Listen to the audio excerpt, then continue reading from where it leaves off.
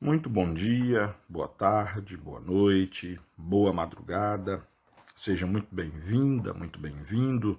Meu nome é Marcos Vinícius, e eu estou aqui nessa linda manhã chuvosa, nublada, de 1º de julho de 2021. Metade do ano já passou.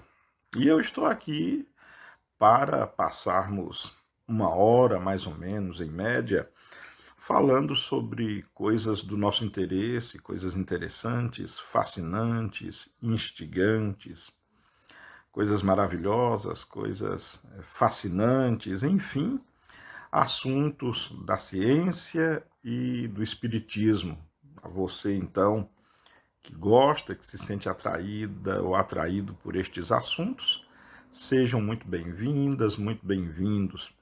Não esqueçam de deixar o seu gostei aí, dá logo gostei, porque é muito importante para o canal, mas é óbvio que se você não gostou também, deixe aí o não gostou e, de preferência, sem melindre nenhum, fique à vontade, diga aí, se for possível, o motivo do seu descontentamento, pois esse canal é voltado para você, ele é feito para você, que gosta de ciência e de doutrina espírita. E como o meu objetivo é melhorar, é aprimorar, sem trocadilhos, evoluir nesse trabalho, o seu comentário é muito importante. No momento atual, nosso país ainda está com um nível muito alto de mortes pela Covid-19. Ontem mesmo, oficialmente, foram registradas mais de 2.000 mortes. O número de mortes está aparentemente caindo, bem como o número de casos, mas ambos ainda estão num nível muito alto. Talvez os pesquisadores dizem que já seja o reflexo da vacinação, a queda do número de mortos e do número de casos. Muito embora o nosso nível de vacinação ainda seja vergonhoso, pois a nível de Brasil não chegamos nem a 13% ainda das pessoas com a segunda dose já tomada, e isso é muito triste, mas mesmo assim, a quantidade de pessoas já vacinadas já demonstram a queda no número de mortes. Então, inclusive você que ainda não tomou a sua vacina, tome.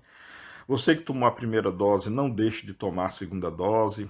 Olha, não acredite em besteiras e em mentiras, tipo vacinas fazem mal, vacinas não servem para nada. Olha, as vacinas servem sim, todas elas são úteis. Eu ouço muito comentários sem sentidos. Tem gente dizendo, por exemplo, como uma vacina criada num espaço de tempo tão curto é útil. Como que elas funcionam, qual a eficácia dessas vacinas, se elas foram criadas tão rápidas. Olha, meus amigos, minhas amigas, não cabe mais esse tipo de discussão, não, porque nós temos fatos. Contra fatos não existem argumentos. É só você verificar países que já estão vacinando quase toda a sua população, como Israel, Reino Unido, Alemanha, Itália, Portugal, Estados Unidos, Canadá. Esses países já estão voltando ao normal, com estádios de futebol já lotados, com festas já presenciais, já tudo voltando ao normal, inclusive em muitos lugares já não se usa mais a máscara. Isso não foi milagre, não foi outra coisa senão vacina. É a prova incontestável de que sim, as vacinas funcionam. Não pense diferente não, tá legal? Tome a sua vacina e oriente aquele ou aquela que você conhece que está se recusando a tomá-la, a tomá-la. É esse o meu pedido, pois só com a vacina, por nenhum outro método, tá? Somente a vacina vai nos tirar dessa pandemia e vai nos devolver um normal, vai nos devolver o contato entre nós que tanto nós queremos, tá legal? Bom, então vamos iniciar nossa aula propriamente dita. Antes que eu esqueça, se você está chegando agora ou mesmo se você já tem acompanhado as nossas aulas há algum tempo e não se inscreveu no canal, por favor, inscreva-se no canal, é muito importante para a continuidade do mesmo, visibilidade e importância desse canal. A sua inscrição é muito importante. Não esqueça de inscrever-se, deixar o seu comentário, se for pertinente, e pega o dedão, vai lá no gostei, ou não gostei, fica a seu critério aí, dependendo dos seus sentimentos, tá bom? Bom, vamos então dar início à nossa 42ª aula de estudo do livro A Gênese, de Allan Kardec. E nós estamos estudando, já terminando praticamente, caminhando para o final do capítulo 10, que trata-se da gênese orgânica. Em outras palavras, né, como a matéria não viva tornou-se viva. Em outras palavras, como surgiu a vida. É disso que nós estamos estudando nesse momento. Então, partindo, para quem quiser acompanhar, e depois eu aconselho até todos vocês, não fiquem só nessa videoaula não, tá? Em nenhuma das outras antecessoras. Assistam essas aulas, mas é muito importante a você que tem muito interesse nesse assunto e que deseja realmente estudar o livro A Gênese, seria muito interessante, é muito útil você pegar o livro A Gênese de Allan Kardec e ler. Leia os capítulos todos, leia todos os itens acompanhando as aulas. Isso vai causar um entendimento, uma compreensão muito maior de todos os assuntos, tá legal? Assim sendo, vamos iniciar agora, repetindo o capítulo 10, né, Gênese Orgânica. Vamos agora adentrar no item 20, onde Allan Kardec aborda a geração espontânea. Antes de nós começarmos, é muito importante você compreender que na época de Kardec, lembrando que nós estamos estudando escritos que datam de praticamente 2 séculos atrás, estamos estudando conhecimentos, apontamentos, elucubrações, considerações e compreensões de pessoas que viveram ali em meados do século XIX. O livro que nós estamos estudando foi publicado no dia 6 de janeiro de 1868. Então é óbvio que de lá para cá a ciência evoluiu bastante, descobriu muitas coisas que, claro, como eu sempre tenho dito, a ciência da época não conhecia. Um dos conhecimentos que na época andava muito em pauta era a teoria da geração espontânea. Vamos falar um pouquinho sobre isso. Desde sempre, pode-se dizer, colocando uma aspas aí em sempre, claro, o ser humano procura descobrir a sua origem, de onde ele veio, de onde surgiu a vida. Isso, acho que desde que o homem adquiriu consciência de si mesmo, essa pergunta sempre esteve em pauta. São aquelas grandes questões, né? De onde eu venho, como eu apareci, o que gerou a vida, para onde eu vou, o que me reserva o futuro. Essas questões sempre permearam o imaginário e o rol dos questionamentos do ser humano.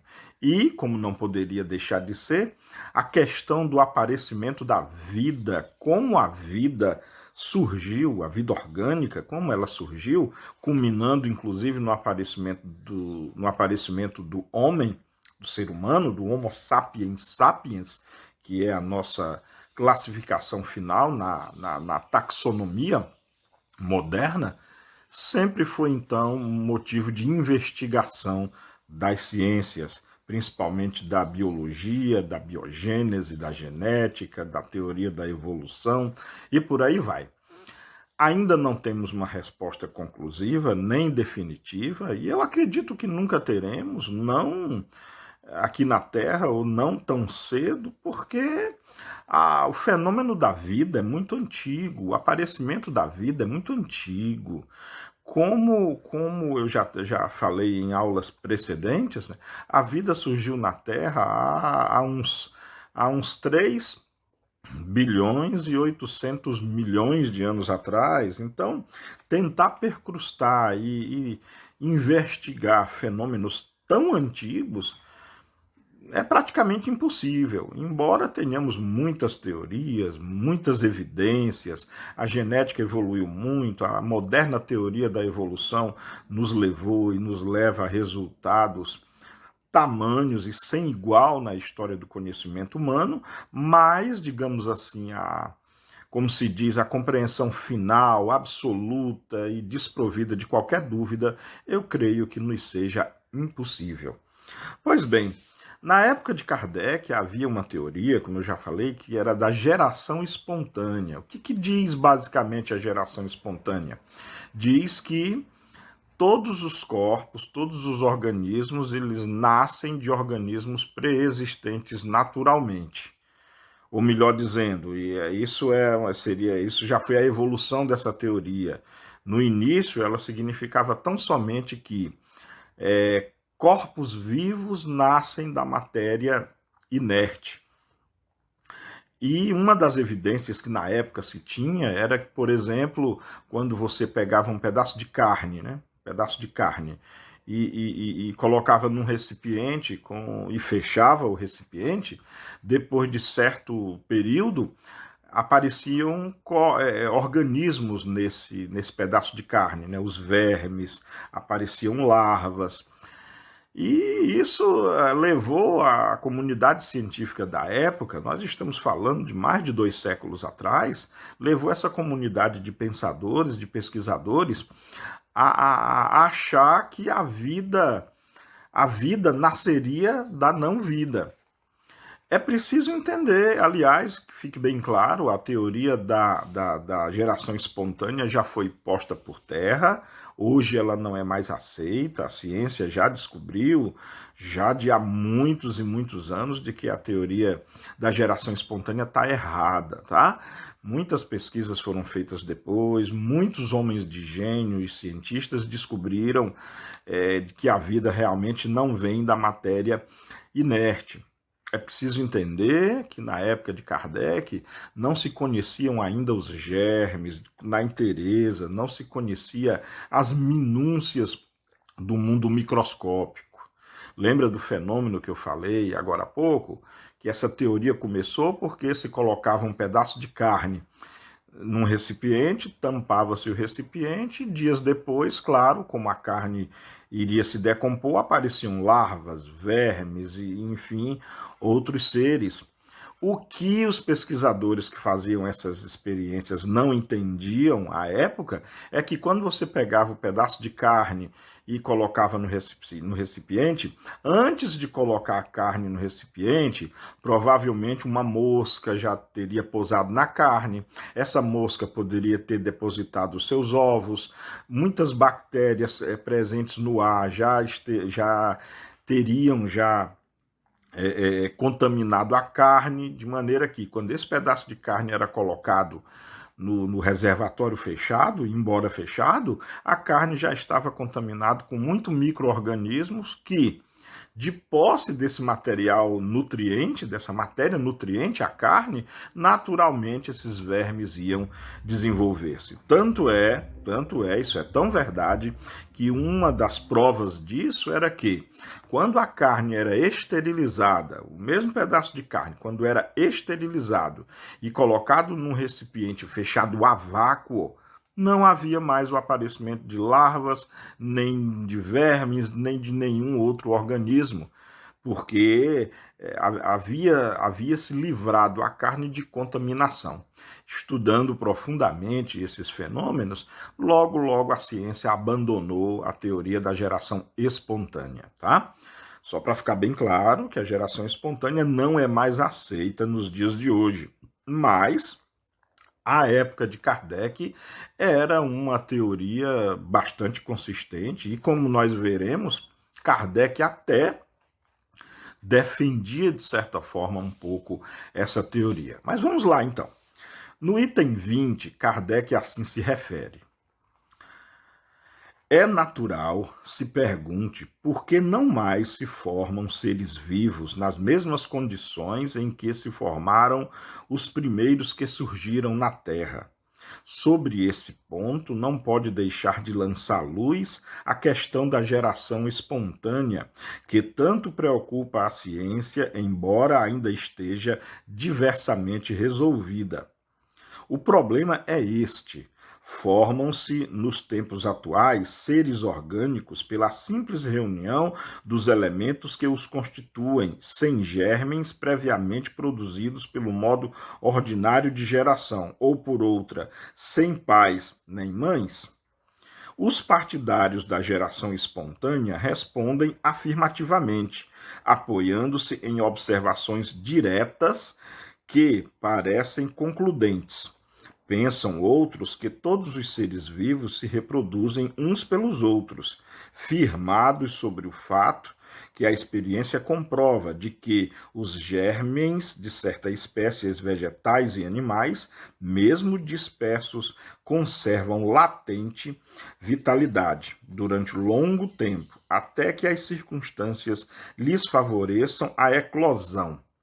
Esta maneira de entender deixa sempre em aberto a questão da formação dos primeiros tipos de cada espécie. Bom, aqui nós estamos vendo os princípios nos quais, os argumentos nos quais se baseavam os partidários da geração espontânea. Primeiro, já era claro, já era notório que toda matéria orgânica ela vem de substâncias orgânicas inertes, né? Vem de elementos naturais não vivos, como o hidrogênio, o oxigênio, o nitrogênio e o carbono, para citar os mais principais.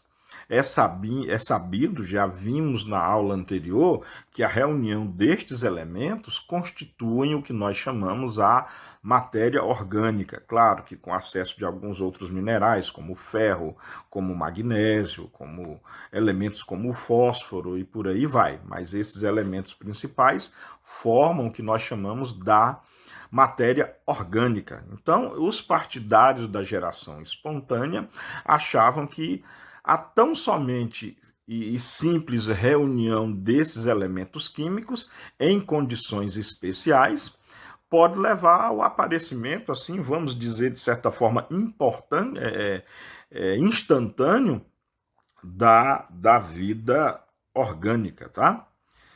É um processo de busca do conhecimento da biogênese, tá? Bom, continuando no item 21, Kardec assim escreve. Item 21.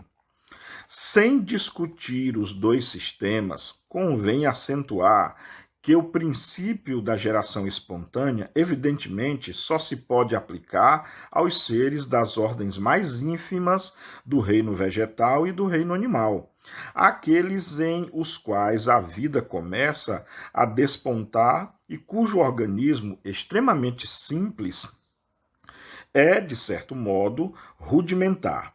Foram esses, com efeito, os primeiros que apareceram na Terra e cuja formação houve de ser espontânea. Assistiríamos, assim, a uma criação permanente, análoga à que se produziu nas primeiras idades do mundo. Então, olha só, veja a metodologia científica, né, o caráter da observação científica. Primeiro, Kardec chama a atenção para que a geração espontânea só se verifica em seres muito pequenos, né, vermes, germens, larvas, porque é óbvio, nunca se viu, por exemplo, de um cadáver de um ser humano nascer um outro ser humano. Ou de um cadáver de um cãozinho, de um cachorro, nascer um outro cachorro. Nunca se viu isso. Sempre se viu que da matéria em decomposição nasciam ou eclodiam, se assim preferir, seres bem simples, como larvas, germes, moscas, enfim, uma infinidade de seres pequenos. O que levou Allan Kardec a deduzir dessa observação que, se a geração espontânea estiver correta, ela só deve valer para organismos bem simples, para organismos a nível de de larvas, de vermes, de germes, enfim, organismos dessa categoria. E aqui, caro estudante, caro ouvinte, aqui é muito importante entender que, muito embora a teoria da evolução de Darwin já estava dando seus primeiros passos aí em meados do século XIX, ela ainda era uma teoria em construção e, diga-se de passagem, a teoria da evolução das espécies, que realmente explica o provável aparecimento da vida, ela no início foi muito contestada, no início foi muito rebatida, foi muito até rejeitada por muita parte da comunidade científica e principalmente também pelos religiosos católicos, que viam na teoria da evolução uma afronta aos princípios bíblicos. Nada mais ilógico, nada mais fora da realidade e nada mais sem sentido. Mas não nos adiantemos aos fatos. O que nos é pertinente agora é que Kardec, sem tanto contato ainda com essa, ainda caminhando, ainda sendo formada a teoria da evolução do Charles Darwin, ele não tinha ainda certos conhecimentos sobre tal evolução. Se não, vejamos, olha só o nível, o item 22, é muito importante a análise desse item também. Item 22. Mas, então, por que não se formam da mesma maneira os seres de complexa organização? Ou seja, seres mais complicados como peixes, elefantes, leopardos, leões, borboletas, pássaros, cachorros, gatos, nós, seres humanos, por que nós não aparecemos, então, por geração espontânea, né? Que esses seres não existiram sempre é fato positivo, logo tiveram um começo. Se o musgo, o líquen, o zoófito, o infusório, os vermes intestinais e outros podem produzir-se espontaneamente, por que não se dá o mesmo com as árvores, os peixes, os cães, os cavalos? Param aí, por enquanto, as investigações. Desaparece o fio condutor. E até que ele seja encontrado, fica aberto o campo às hipóteses. Fora, pois, imprudente e prematuro apresentar meros sistemas como verdades absolutas. Primeiro, desculpa, veja que Kardec já adota como verdadeira a geração espontânea para corpos pequenos, para corpos assim, para micro-organismos. Kardec já adota a geração espontânea para eles, o que não é verdade. Como eu já falei, a geração espontânea já foi por terra. A própria teoria da evolução da época, Charles Darwin, por exemplo, nunca chegou a conhecer o gene. Charles Darwin não sabia o que era o gene, ele não sabia o que era a estrutura do cromossomo, o código genético. Nós sabemos hoje que o que levou ao aparecimento dos seres mais complexos, dos mamíferos, por exemplo, culminando em nós, foi o fenômeno da evolução, ou seja, todos os organismos evoluem e o organismo mais complexo parte sempre de um organismo mais simples. Uma espécie mais avançada é sempre a evolução da espécie anterior. Em linhas muito rústicas, muito gerais, é o que diz a teoria da evolução, que Kardec não está abordando aqui neste momento, tá? E outra coisa, na verdade, quebrando já esse mistério, como é que nascem os seres, como é que apareceu a vida, segundo o que a mais moderna ciência atual evidencia? Bom, lembra que eu falei que há 3 bilhões e 800 milhões de anos apareceu a vida? Então, por essa época apareceu a vida de forma molecular, ou seja, uma molécula ganhou complexidade suficiente e aprendeu a duplicar a si mesmo. Era uma molécula de RNA, que depois virou uma molécula de DNA, que aprendeu a se multiplicar, multiplicando os sistemas que foram aparecendo, foram ficando mais complexos, até esse sistema complexo criar uma membrana em torno de si, ainda não era uma célula, eram os coacervados, que foram os precursores das células orgânicas. Esse coacervado, dotado de material genético, essa fita de DNA que eu falei, aprendeu a captar a energia do meio. Aprendendo a captar a energia do meio, aprendeu a causar um ciclo interminável, intermitente de troca de energia com o meio. Depois evoluiu uma organela, um sistema fundamental para o aparecimento da vida, que foram as mitocôndrias.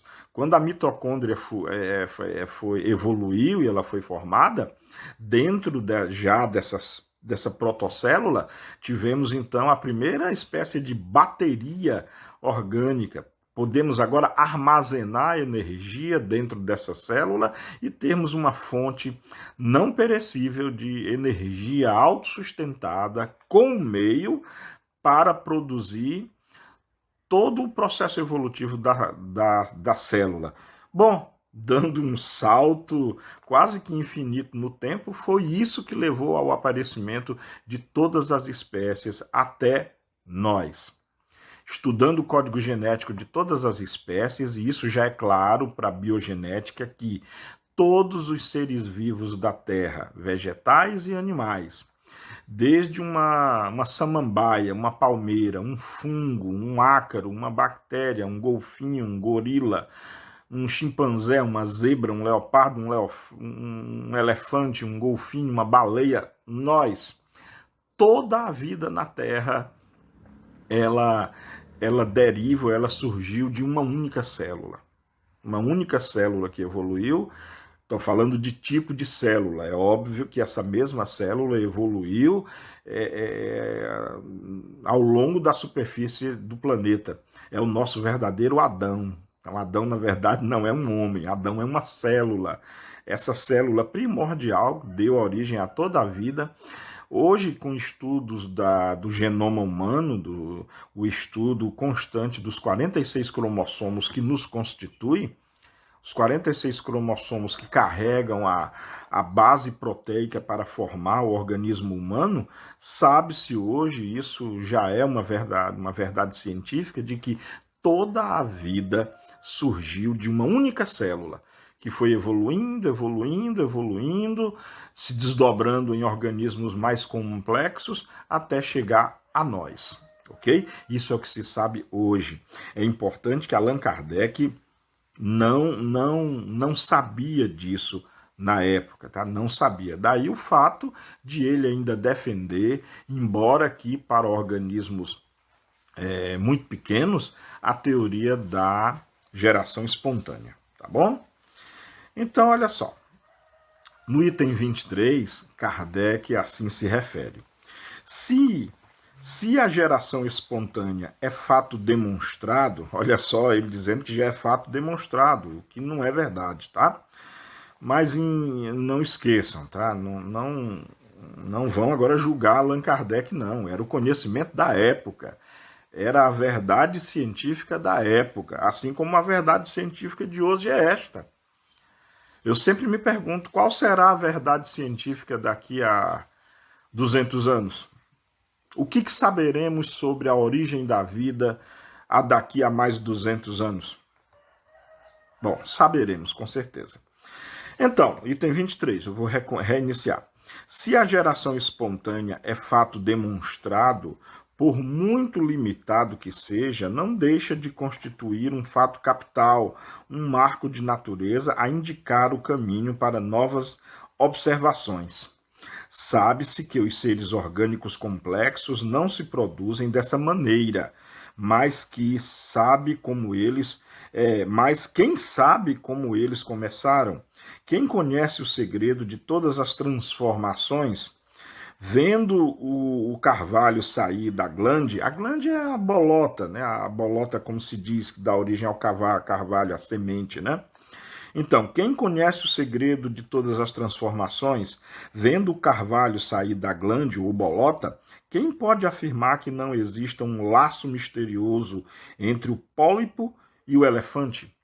pólipo é uma ramificação, é um tumor, é um tecido que nasce, uma espécie de bólide que nasce de um tecido mucoso, né? Mucoso, tá? Então, olha o Kardec dizendo, deixando claramente que, quando ele diz assim, ó, quem sabe não podemos afirmar que exista um laço misterioso entre o pólipo e o elefante. E esse laço, claro, existe, é a teoria da evolução, evolução genética, estrutura do gene, né? ADN, pares de bases, né? Adenina, guanina, citosina, timina, enfim, quem é mais familiarizado com genética reconhece muito bem esses termos e essas palavras. Kardec conclui o item 23 dessa forma: no estado atual dos nossos conhecimentos, não podemos esclarecer.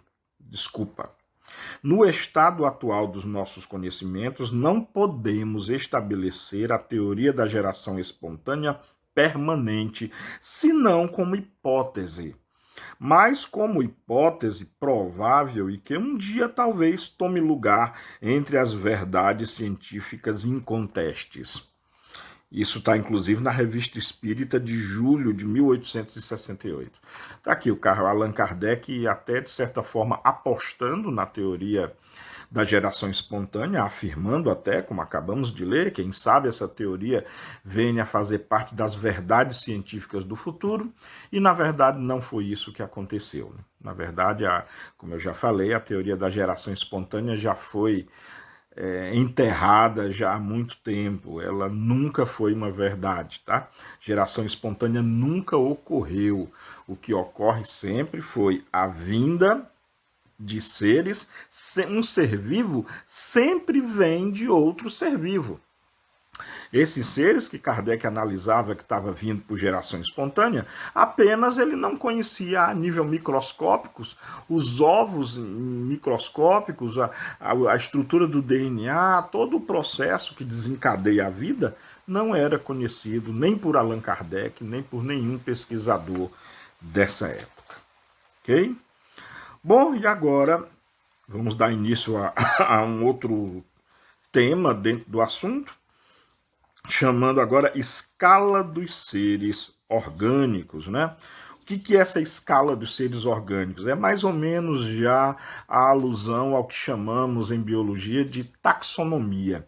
O que é taxonomia? É a classificação dos seres vivos, de qualquer ser vivo, vegetal ou animal, dentro do contexto biológico. São os primeiros passos para esse conhecimento, tá? Escala dos seres orgânicos. O item 24, assim Kardec se refere. Entre o reino vegetal e o reino animal, nenhuma delimitação há nitidamente marcada. Nos confins dos dois reinos estão os zoófitos, ou animais plantas, cujo nome indica que eles participam de um e outro, servem-lhes de traço de união. Aqui vamos também já fazer um outro reparo, que aqui o Kardec afirma que os zoófitos participam de ambos os reinos, animal e vegetal. Isso também não é verdade, tá? A biologia já descobriu.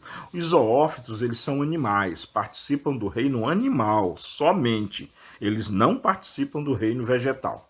Você deve estar me perguntando, alguém, e que são zoófitos? São os seres espongiários, os metazoários, os selenterados, os cefalópodes. Vou dar exemplo que fica mais fácil compreender. A estrela do mar, os corais submarinos, os polvos, lulas. Os seres geralmente... Os polvos e lulas nem tanto, tá? Que são os cefalópodes, eles sim já são organismos bem mais complexos, ninguém vai desconfiar que eles sejam vegetais. Os zoófitos são aqueles animais que não possuem movimento próprio. Eles ficam fixos no fundo do mar, como os espongiários, as estrelas do mar e por aí vai. As que são fixas, né? Na época, a biologia da época achava que era um reino meio que misto entre animal e vegetal. Hoje já se sabe que são animais, tá? E aí Kardec continua na sua descrição. Como os animais, as plantas nascem, vivem, crescem, nutrem-se, respiram, reproduzem-se e morrem. Como aqueles, precisam elas de luz, de calor, de água, estiolam-se e morrem, desde que lhes faltem esses elementos. A absorção de um ar viciado e de substâncias deletérias as envenena, oferecem como caráter distintivo mais acentuado, conservaram-se presas ao solo e tirarem dele a nutrição sem se deslocarem. Está falando, por exemplo, das esponjas marinhas, né? O zoófito tem a aparência exterior da planta. Como planta, mantém-se preso ao solo. Como animal, a vida nele se acha mais acentuada, tira do meio ambiente a sua alimentação. Daí o equívoco na época de esses seres pertencerem a ambos os reinos, vegetal e animal, ao mesmo tempo, o que não é um fato, tá? Um degrau acima, ou seja, o animal é livre e procura o alimento em primeiro lugar.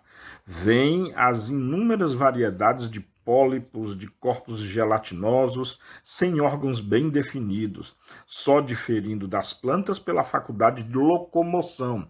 Aqui sim, como exemplo, nós temos os cefalópodes, né? Como por exemplo, polvos e lulas, e alguns moluscos também.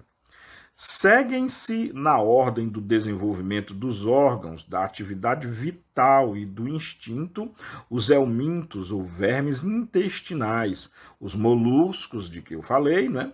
Animais carnudos sem ossos, alguns deles nus, como as lesmas, os polvos, outros providos de conchas, como o caracol, a ostra, os crustáceos, cuja pele é revestida de uma crosta dura, como o caranguejo, a lagosta, os insetos aos quais a vida assume prodigiosa atividade e se manifesta o instinto engenhoso, como a formiga, a abelha, a aranha.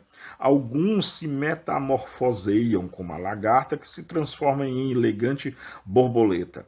Vem depois a ordem dos vertebrados, animais de esqueleto ósseo, ordem que abrange os peixes, os répteis, os pássaros.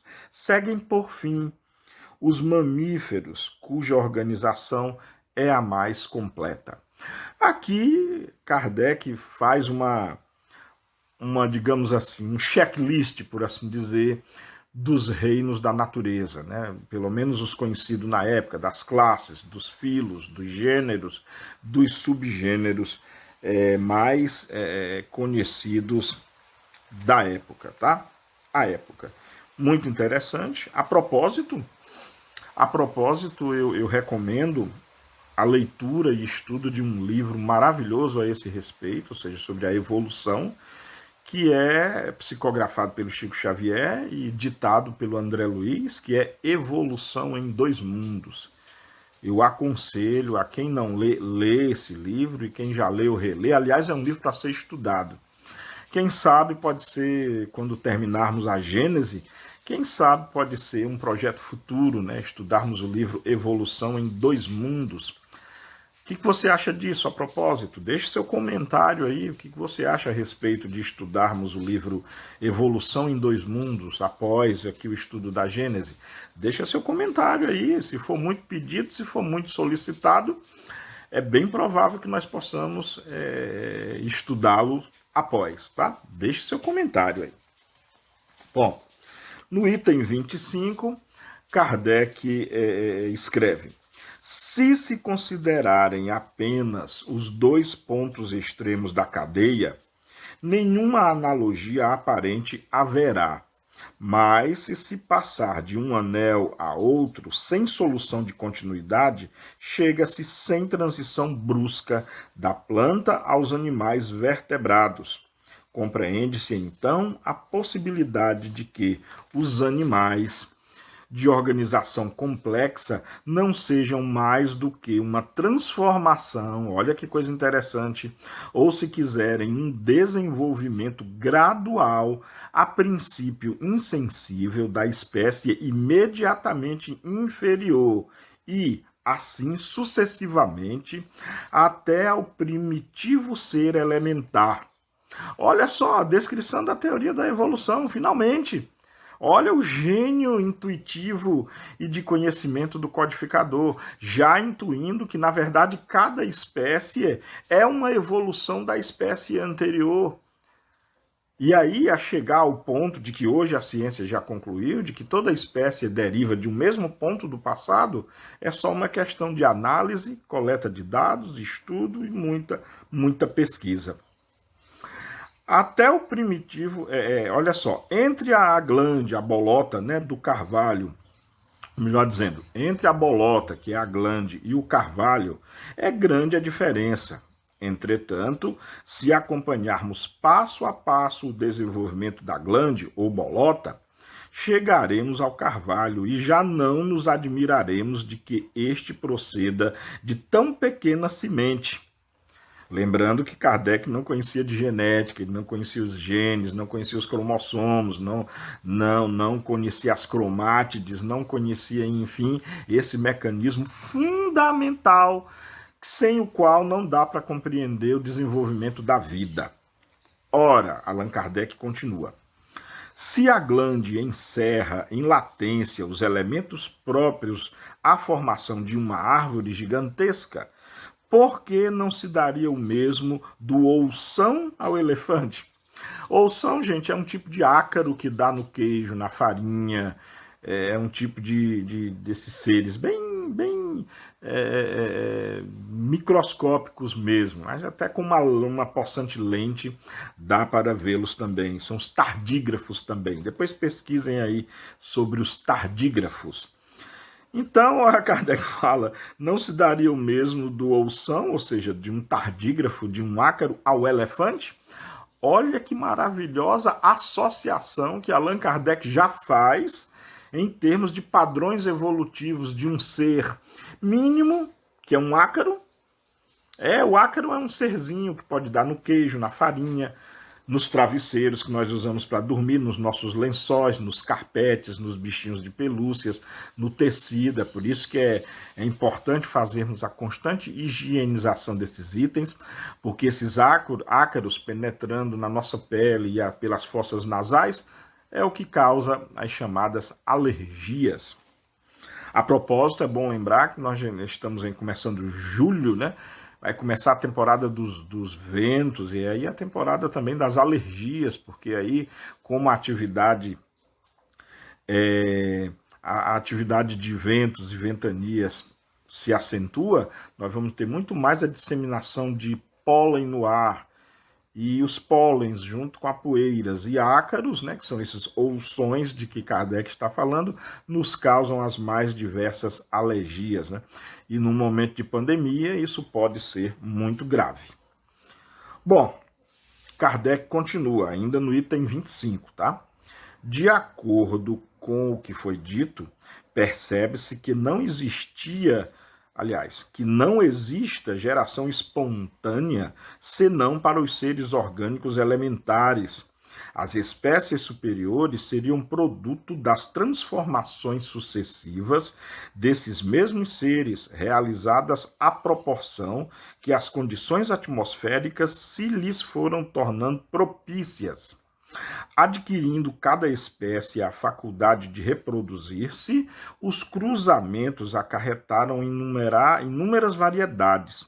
Depois, uma vez instalada em condições favoráveis, quem nos diz que os germes primitivos, de onde ela surgiu, não desapareceram para sempre por inúteis?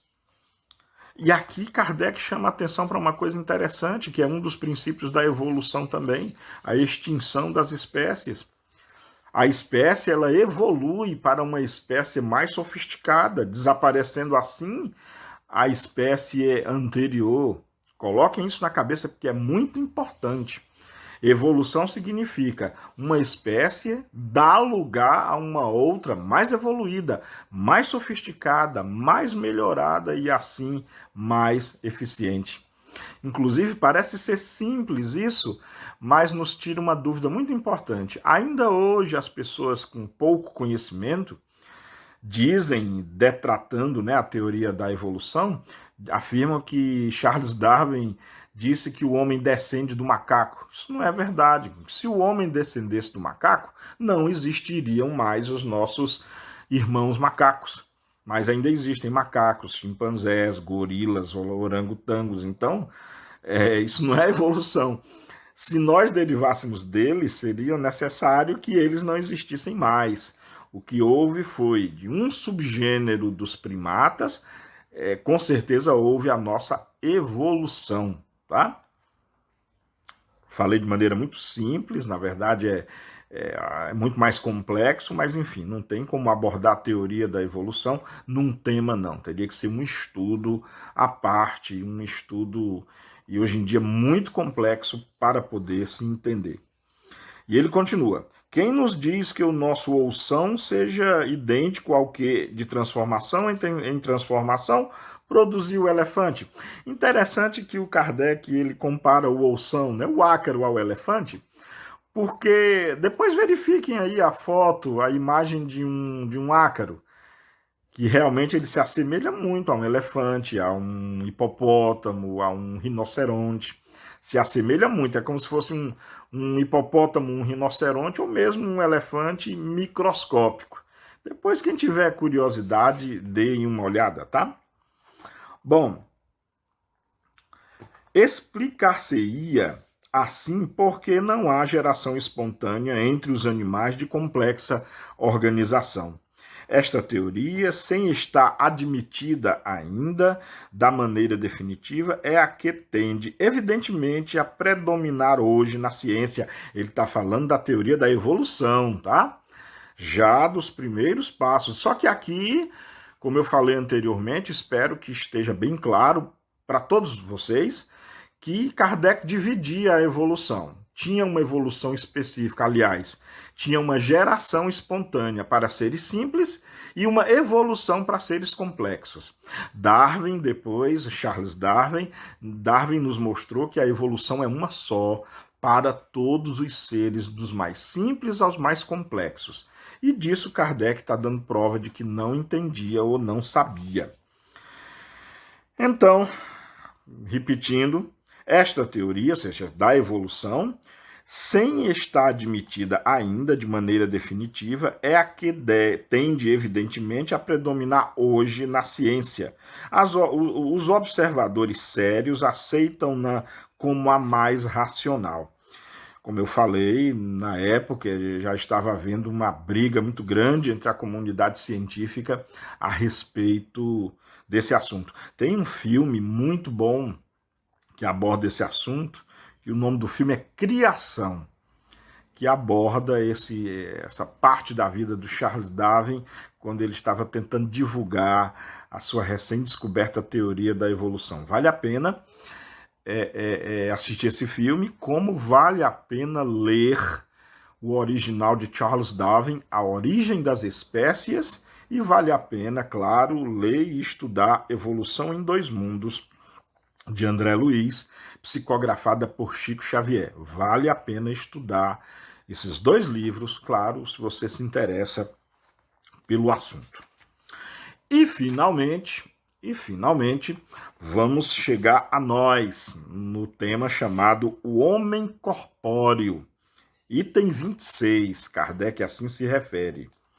Do ponto de vista corpóreo e puramente anatômico, o homem pertence à classe dos mamíferos, dos quais unicamente difere por alguns matizes na forma exterior.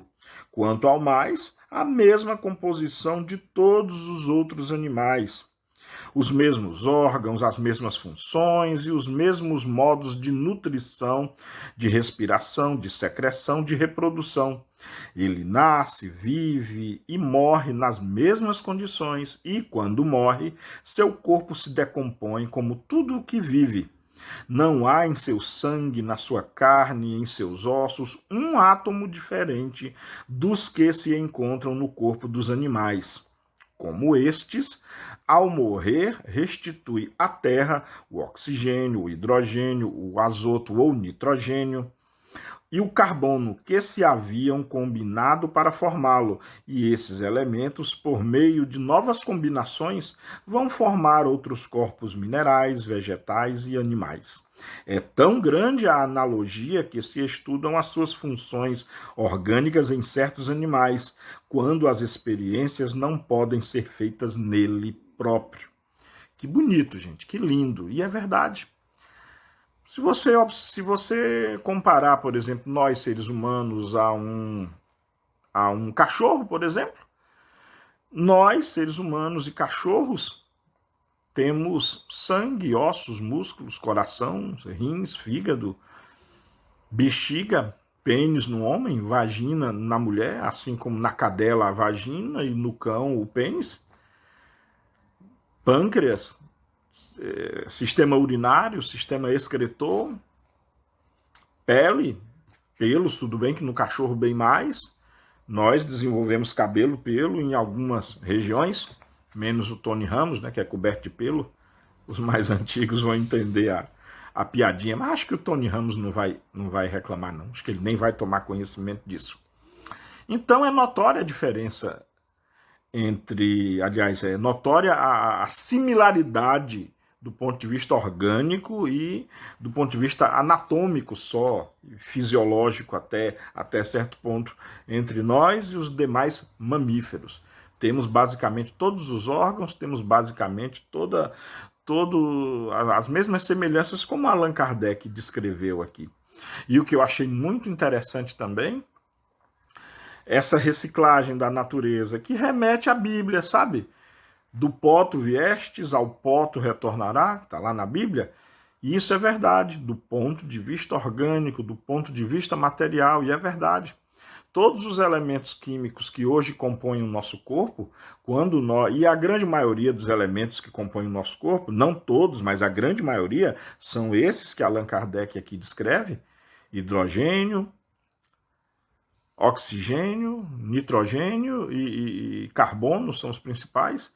Quando nós morrermos, todos esses elementos serão decompostos, serão devolvidos para a Terra e eles serão disseminados, serão recombinados e formarão muitos outros elementos. Muitos outros elementos. E isso é bonito. É a reciclagem, é o ciclo da vida em termos materiais. Isso é muito bonito mesmo. No item 27, Kardec assim se refere. Na classe dos mamíferos, o homem pertence à ordem dos bímanos. Bímanos são aqueles que que possuem duas mãos, né? Logo abaixo dele vem os quadrúmanos, animais de quatro mãos, ou os macacos, né? Alguns dos quais, como o orangotango, o chimpanzé, têm certos ademanes do homem, características do homem, a tal ponto que, por muito tempo, foram denominados homens das florestas. Como o homem, esses macacos caminham eretos, usam cajados, constroem choças e levam à boca com a mão os alimentos, sinais característicos. Hoje nós já sabemos que os primatas superiores, como o chimpanzé, por exemplo, ele tem uma similitude do genoma conosco, seres humanos, que chega em até 93%. Ou seja, se você comparar o código genético de um chimpanzé e o código genético de um ser humano, a semelhança vai estar em até 97%. Em até 97%. Ou seja, do ponto de vista genético, somos praticamente iguais aos chimpanzés. Claro que os 3% de diferença concede a predominância da nossa raça, da nossa espécie, por sobre a do macaco, porque ninguém, diante de um macaco e um chimpanzé, ninguém vai duvidar quem é o chimpanzé, quem é o ser humano. Não dá para confundir quem é quem, mostrando que mesmo 3%, na ordem morfológica dos organismos, fazem muita diferença, né?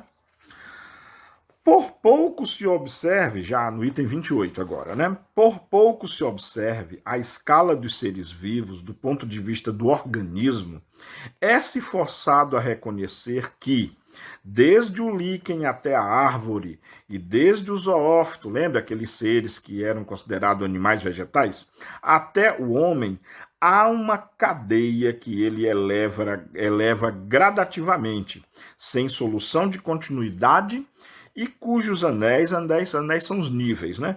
Todos têm um ponto de contato com o anel precedente. Acompanhando-se passo a passo a série dos seres, dir-se-ia que cada espécie é um aperfeiçoamento, uma transformação da espécie imediatamente inferior, visto que são idênticas às dos outros corpos, as condições do corpo do homem, química e constitucionalmente, visto que ele nasce, vive e morre da mesma maneira, também nas mesmas condições que os outros, se há de ele ter transformado. E aqui, claro, Allan Kardec está falando do ponto de vista puramente material, não esqueça disso. O que ele quer dizer que morremos da mesma forma?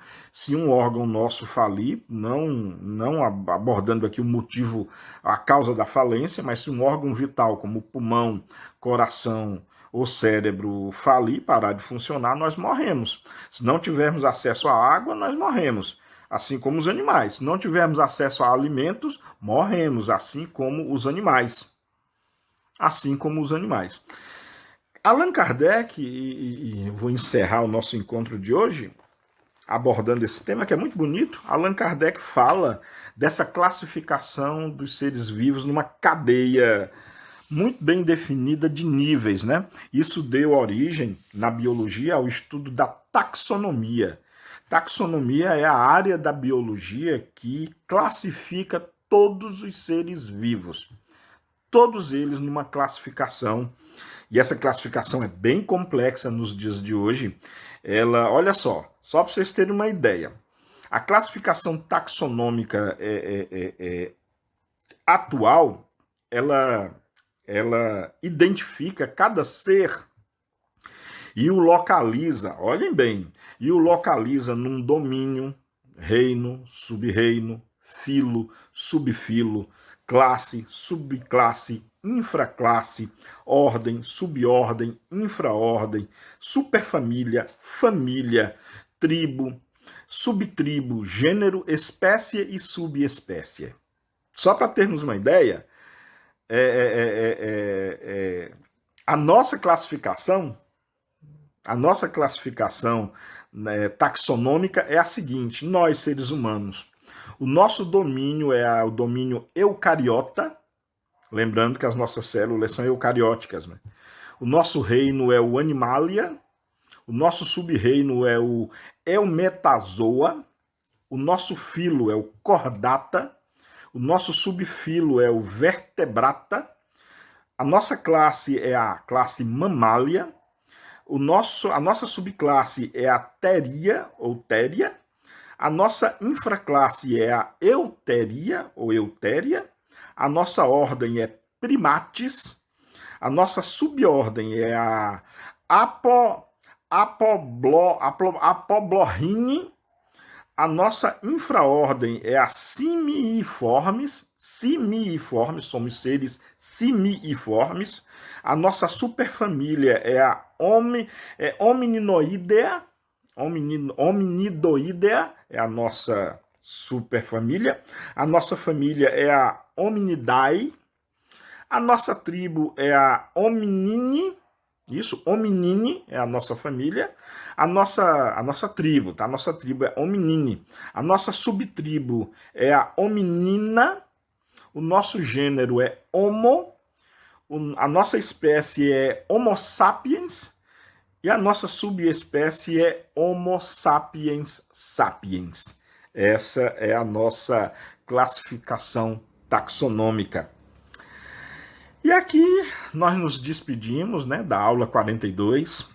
Meu muito obrigado a quem chegou até aqui Muito obrigado pelo prestígio, muito obrigado pela relevância que você nos dá. É muito importante a sua presença, entendam o termo presença, né? É muito importante o apoio que você dá a esse canal. Se inscreva se você ainda não fez, dê o seu gostei se você gostou, ou não gostei se você não gostou, deixe seus comentários.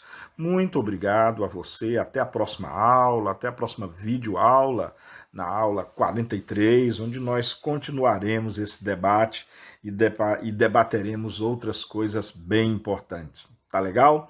Fica com Deus. Tem uma pandemia lá fora ainda, não minimize isso, tá?